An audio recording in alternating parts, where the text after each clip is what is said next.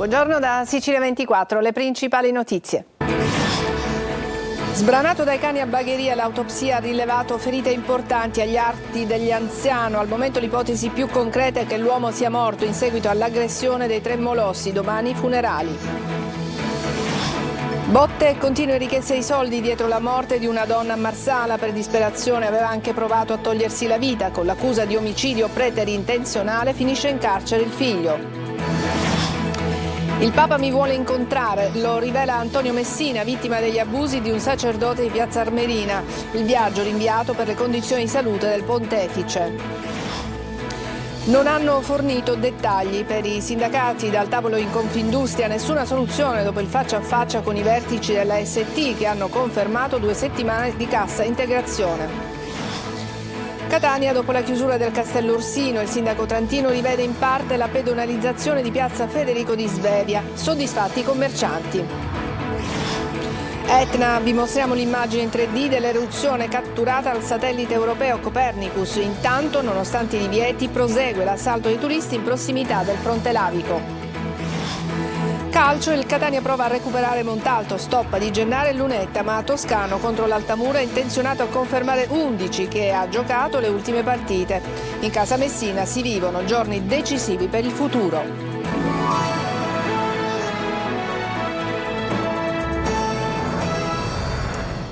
Bentrovati, l'autopsia ha rilevato ferite importanti agli arti dell'anziano che è stato sbranato dai cani a Bagheria. Al momento l'ipotesi più concreta è che l'uomo sia morto in seguito all'aggressione dei 3 cani molossi, ma ci sono altri accertamenti i cui risultati verranno forniti nei prossimi giorni e che chiariranno con precisione la causa della morte. Marco Gullà.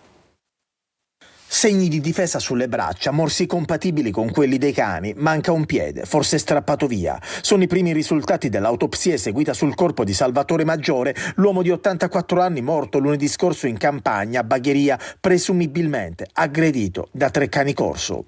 Il corpo presenta lesioni molto importanti alle gambe e alle braccia. Il solo esame non ha chiarito se l'uomo sia morto prima che i cani l'aggredissero o la causa della morte sia dovuta all'aggressione degli animali e alle ferite riportate. Per stabilire cosa sia successo bisogna attendere gli esami agli organi vitali, quelli istologici e al DNA che sarà eseguito sugli animali, ma l'ipotesi più concreta è che comunque Salvatore sia stato aggredito dai 3 molossi. A ritrovare il corpo dilaniato per terra è stata la figlia. C'è un rispetto, c'è un dolore, c'è una tragedia immane che io ho vissuto insieme a mio padre con mio fratello, quindi vi chiedo rispetto per degli nipoti che stanno ancora arrivando. Quando siamo arrivati è stato come finire dentro l'inferno, ha aggiunto la figlia dell'uomo. Ci siamo chinati abbracciando quel che restava di papà e nello stesso tempo i cani ce li siamo ritrovati addosso. Abbiamo cominciato a lanciare pietre, a gridare, a difenderci come meglio potevamo. Il vicino è proprietario dei 3 cani, è indagato per omicidio colposo. Gli animali sono stati portati in un canile a Sambuca di Sicilia,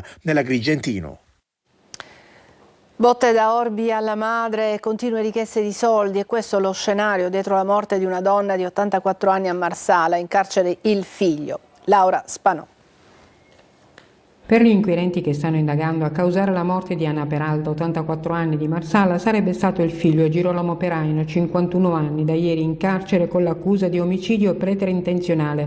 La signora Peralta, disperata e incapace di sopportare le continue violenze e soprusi subiti da tempo dal figlio disoccupato e tossicodipendente, sempre alla ricerca di soldi per comprare la droga, nei giorni scorsi aveva infatti tentato di togliersi la vita ingerendo decine di pillole, tanto da finire in ospedale. La donna, dopo 3 giorni di ricovero nel reparto di rianimazione dell'ospedale Paolo Borsellino di Contrada Cardilla, è morta per un avvelenamento da farmaci, ma in realtà dietro c'è una tristissima storia di maltrattamenti in famiglia. È stato infatti accertato che la signora Peralta sarebbe morta in seguito alle gravi lesioni riportate a seguito delle percosse subite dal figlio nei giorni antecedenti il ricovero. Dagli accertamenti medici è emersa infatti la presenza di un'emorragia interna provocata da lesione alla milza, Madre e figlio vivevano insieme in una casa di via Guglielmo Oberdan alla periferia di Marsala.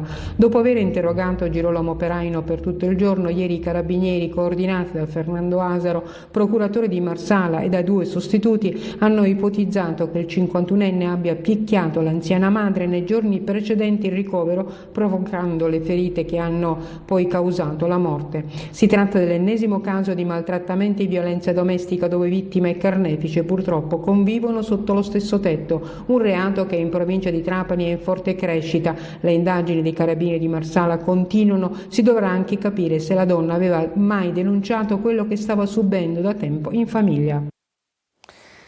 A Priolo Gargallo, nel siracusano, l'incubo in famiglia era invece per una donna vessata dal compagno che è arrivato a bruciarle l'auto. Francesco Aloi.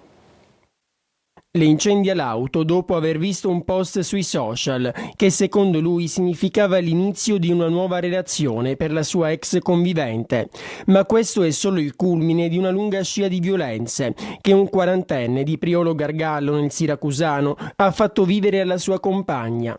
Dal 2018 per 7 anni avevano deciso di vivere sotto lo stesso tetto, ma per la donna era diventato un incubo. Insulti, minacce di morte, scenate di gelosia e addirittura aggressioni fisiche. Così, quando la donna aveva deciso di interrompere la convivenza, ecco l'inizio dello stalking. La seguiva ovunque, tentava approcci in ogni modo, fino ad incendiarle l'auto qualche settimana fa. L'appello delle forze dell'ordine è sempre lo stesso: denunciare. Ricordiamo sempre l'importanza di denunciare tempestivamente qualsiasi forma di violenza o molestia consumata tra le mura domestiche o comunque nell'ambito di una relazione affettiva, attuale o conclusa, al fine di consentire alle forze dell'ordine di intervenire celermente, mettere in sicurezza la vittima e assicurare l'autore alla giustizia. Intanto l'uomo deve rispondere di maltrattamenti in famiglia, atti persecutori e danneggiamento seguito da incendio, e ai domiciliari con un braccialetto elettronico alla caviglia, costretto a restare chiuso in casa. Il Papa ha chiesto di incontrare Antonio Messina, l'archeologo che ha denunciato e fatto condannare per abusi sessuali il sacerdote Giuseppe Rucolo. Secondo il colloquio in Vaticano però è stato rinviato per la malattia del pontefice. Al microfono di GR Italia la testimonianza della vittima. Sentiamo. Un momento atteso da tanto tempo. Antonio Messina ha ricevuto una convocazione da Papa Francesco, un invito che arriva in un momento delicato per la salute del Santo Padre e proprio mentre la Santa Sede monitora la diocesi di Piazza Armerina dopo la condanna di Rucolo e il rinvio a giudizio per falsa testimonianza del vescovo e del suo vicario giudiziale. Adesso il giovane archeologo che denunciò gli abusi subiti da Don Rucolo, oggi condannato in primo grado a 4 anni e mezzo, si augura che il Papa superi questo momento difficile, perché incontrarlo sarebbe un segnale importantissimo non solo per lui ma per tutte le vittime di abusi da parte del clero. È stata una grande emozione, mista incredulità aver ricevuto la richiesta da parte del Santo Padre di essere ricevuto in udienza privata. Credo che sia un segnale importante nella richiesta di verità e di giustizia che perseguo da anni, ma non solo per me ma per quanti hanno subito violenze da parte del clero. Prego che il Papa stia meglio e possa finalmente incontrarmi, dice Antonio, che per anni ha scritto al pontefice senza mai ricevere risposta. Adesso la convocazione rappresenta una speranza di cambiamento rispetto a un contrasto evidente. Mentre il Vaticano si muove, la diocesi di Piazza Armerina rimane in silenzio. Diventa un segnale importante anche alla luce di quelli che sono invece al contrario i comportamenti che vengono assunti nei miei riguardi da parte della diocesi di Piazza Armerina e del suo vescovo, che oggi è rinviato a giudizio per falsa testimonianza. L'incontro con il Papa potrebbe rappresentare una svolta, un segnale di vicinanza alle vittime e una presa di responsabilità della Chiesa. I finanzieri di Palermo hanno sequestrato più di 7.000 prodotti contraffatti, mentre 3 commercianti che pubblicizzavano questi oggetti di lusso sui social sono stati denunciati. Le fiammeggianne li hanno individuati proprio attraverso un continuo monitoraggio delle piattaforme più diffuse, Facebook, Instagram e TikTok. Dopo l'annuncio della cassa integrazione per 2.500 dipendenti della ST, l'incontro in Confindustria a Catania tra i vertici dell'azienda e i sindacati. Sentiamo com'è andata con Giusy Lazzaro. Si sono seduti a un tavolo, il primo nella sede di Confindustria di Catania, vertici di ST, Microelectronics e i sindacati. Un faccia a faccia lungo sul futuro, gli investimenti del colosso dell'high-tech italo-francese che ha annunciato la cassa integrazione per 2 settimane per 2.500 dipendenti. Saremmo voluti entrare maggiormente nel merito per conoscere rispetto ai numeri e ai tempi che hanno dato, per capire se ci potesse essere la possibilità di diminuire il numero dei lavoratori e lavoratrici coinvolti e anche sulle tempistiche, perché sappiamo che sono 2 tranche di cassa integrazione, una a fine marzo e una a fine aprile, complessivamente 18 giorni.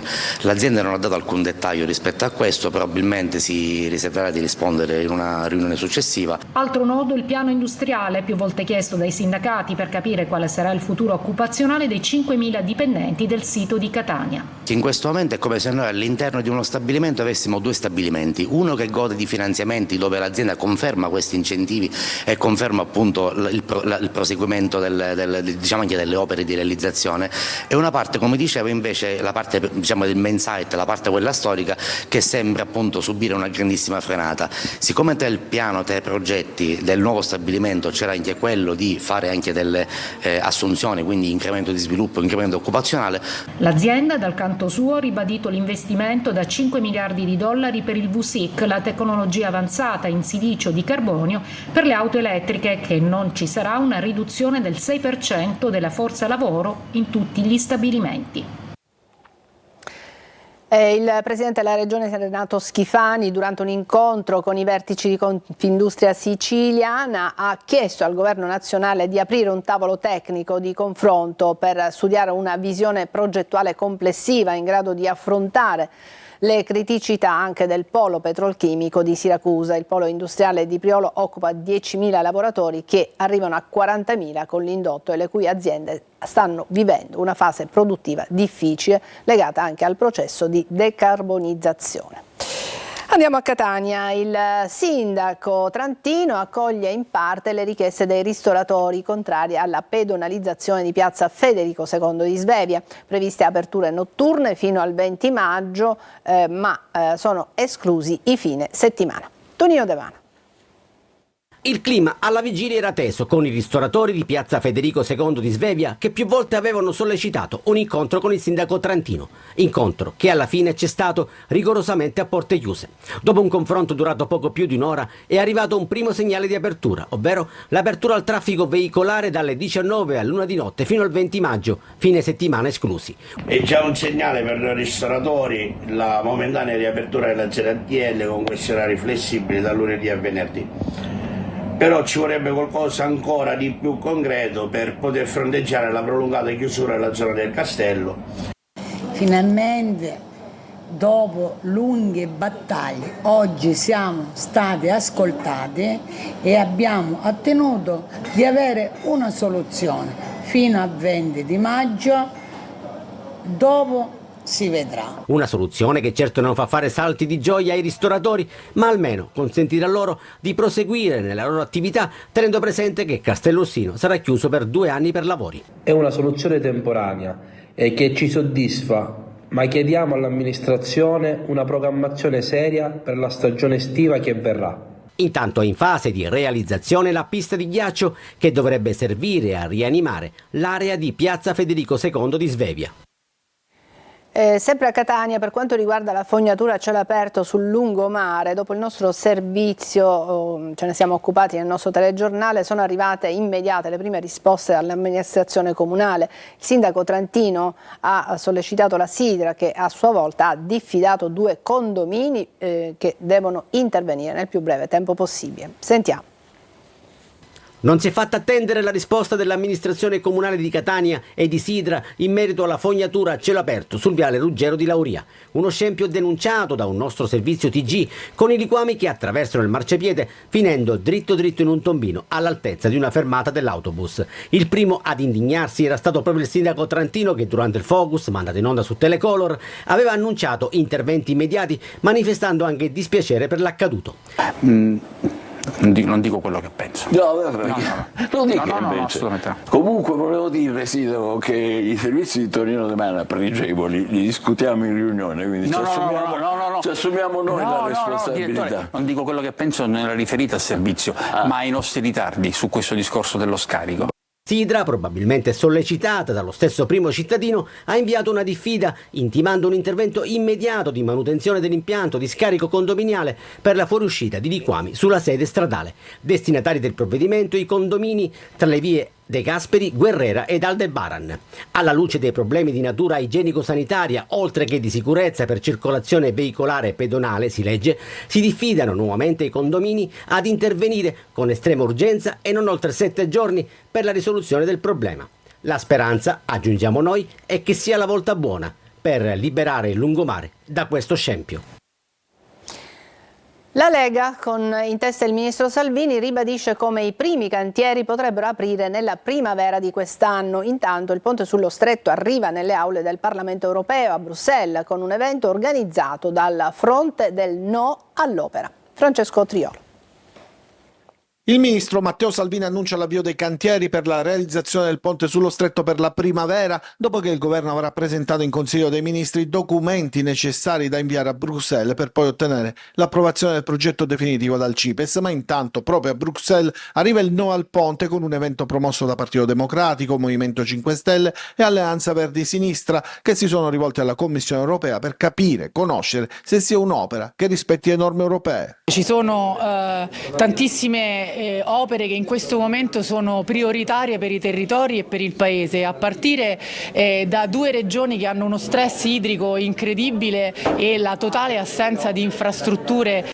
PD, 5 Stelle e Verdi hanno sottolineato alla Commissione la mancanza di studi tecnici su rischi sismici, erosione costiera ed interferenze con le aree nature, di dubbi sulla sostenibilità economica del progetto. I rischi che in quello stretto esistono in termini sismici, in termini ambientali, verrebbero anch'essi messi in discussione, alla luce poi di un ponte che oggi non ha l'esigenza in termini di traffico merci che poteva avere 50 anni fa. Ma questo progetto ha in sé, diciamo, un frutto avvelenato formidabile. Disegnano i disegni di progetto una faglia definita certa, attiva e capace a 20-30 metri di distanza dalle fondamenta del pilone lato Calabria. Adesso una breve pausa, ci vediamo tra poco.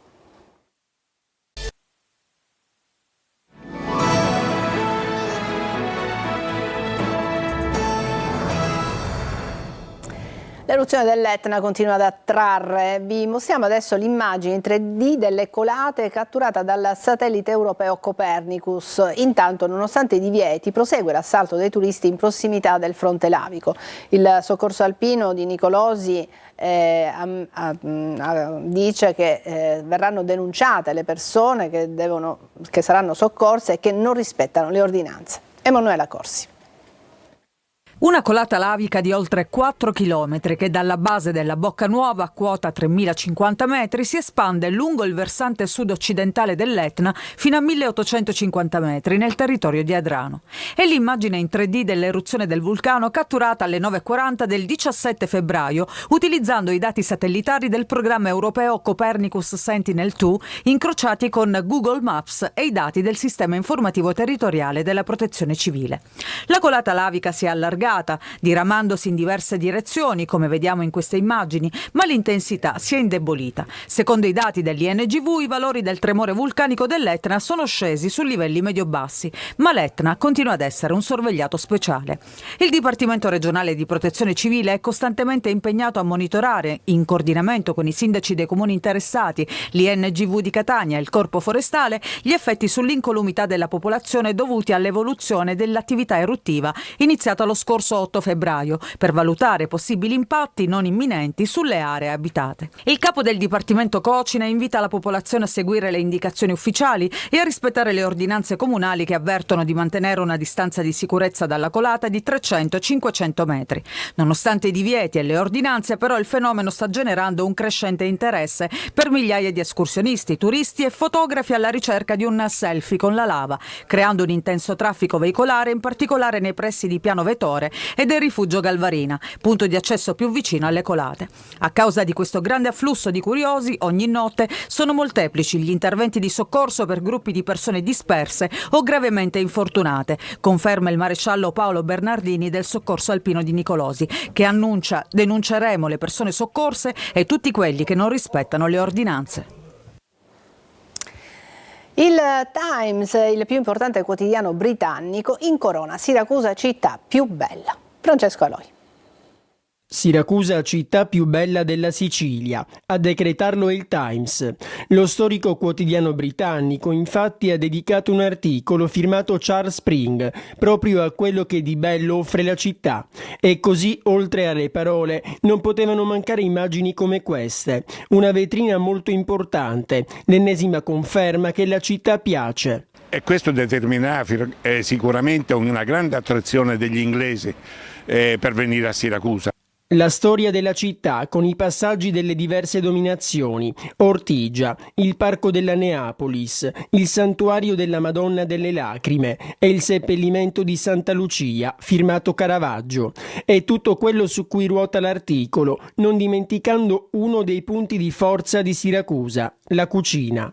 I turisti ci chiedono sempre la cassata siciliana, il cannolo di ricotta e l'arancino, che sono i nostri piatti forti. Negli ultimi anni, come scrive il Times, stanno aprendo tante nuove attività, tra ristoranti e alberghi, ma come confermano i numeri è in crescita anche il turismo. E se tutto sembra andare per il verso giusto, non deve mancare lo stimolo per fare ancora meglio. Un riconoscimento dal Times non capita tutti i giorni, tanto più che io dico sempre che dovremmo imparare a guardarci con gli occhi di chi ci guarda dall'esterno, perché questo possa diventare uno stimolo a fare sempre di più e sempre meglio. E poi, come non notare questa frase? La Sicilia è l'Italia che hai sempre sognato. Breve pausa e poi il calcio.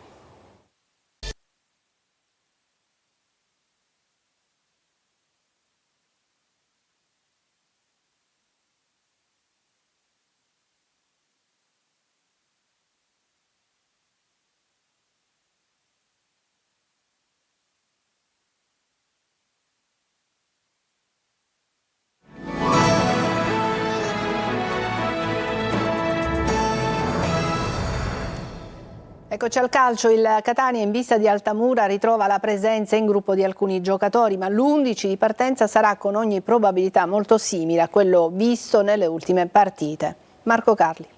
Prima del brutto pareggio con la Casertana e reduce dalla vittoria di Monopoli, Toscano aveva parlato della possibilità entro qualche settimana di ritrovare un gruppo al completo che, parole sue, chiudesse il periodo di emergenza. Stiamo parlando dei recuperi a livello fisico, piaga comunque importante del Catania di questa stagione. Primi test in gruppo ed esercizi specifici per Montalto, Stoppa e Di Gennaro, lunetta prossimo al rientro. A riposo Anastasio, gli accertamenti diagnostici hanno evidenziato una lesione muscolare. All'adduttore significa circa 2 settimane. Dunque, a parte la complicazione, Anastasio ribadito quello che diceva il tecnico. Ancora non finita l'emergenza, ma ritorni importanti. Montalto, Stoppa e Di Gennaro non possono essere ancora pronti. Le alternative più evidenti restano Quaini per la difesa e Frisen a centrocampo. Poi servirà sicuramente un Jimenez che riesca a dare manforte dietro le punte, quello che non è successo con la Casertana, dove l'ex Atalanta Under 23 è rimasto sempre sulla stessa linea, con Di Tacchio e De Rose in un 3-5-2 piuttosto rigido. In attacco tutto passa sempre da Inglese, elemento di altra categoria, vero colpo del mercato estivo catanese, ma soprattutto sempre alla ricerca del gol. In qualsiasi modo è successo anche con la Casertana,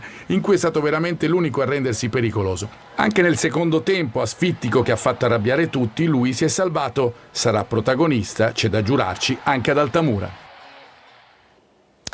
Lunedì ci sarà il derby contro il Trapani, ma a Messina sul fronte societario la situazione è difficile. Entro poche ore la AD Invest dovrebbe versare la prima tranche prevista per l'acquisto del club. Intanto presa di posizione di tifosi e amministrazione comunale. Sentiamo Francesco Triolo. Oggi è il giorno della verità per il Messina Calcio, il giorno, meglio sarebbe, quello in cui AAD Invest, secondo l'atto sottoscritto all'inizio di gennaio davanti al notaio Silverio Magno, dovrà versare a Pietro Sciotto la prima rata prevista per l'acquisto dell'80% delle quote, 1.250.000 euro. Ma secondo quanto trapela, dopo aver mancato il pagamento degli oneri contributivi e fiscali, difficilmente questa scadenza dovrebbe essere rispettata, aprendo di fatto, oltre alla penalizzazione già scontata, una fase di incertezza sul futuro stesso del club. In caso di mancato pagamento, Sciotto potrebbe, secondo quanto scritto nel contratto, chiedere di tornare in possesso delle quote e a quel punto potrebbe cederle a qualcun altro. Sullo sfondo ci sarebbe una cordata di imprenditori locali e non pronti a subentrare in tempi brevi. Passa in secondo piano il derby col Trapani lunedì, quindi anche se la squadra che ha preso una posizione piuttosto netta sta lavorando in quella prospettiva. Anche i tifosi organizzati con una nota si sono schierati al fianco dei giocatori, evidenziando quello che viene definito totale disprezzo nei confronti dell'attuale società. Presa di posizione dura anche dell'amministrazione comunale, sinora sempre in silenzio. In una nota si rileva l'assenza totale di una comunicazione chiara e trasparente e come sia a rischio il patrimonio storico e simbolico della maglia e della città. Il sindaco ha dichiarato la propria disponibilità ad avviare tutte le interlocuzioni necessarie per un confronto finalizzato a creare le condizioni per ripristinare quel clima di serenità necessario non solo all'interno della squadra ma anche tra la tifoseria e la comunità. Ma il tempo stringe, la classifica è pesante e all'orizzonte oggi si vede solo il baratro. Bene, è tutto per questa edizione di Sicilia 24, la prossima alle 14. Grazie per averci seguito, buona giornata, continuiamo con la rassegna stampa.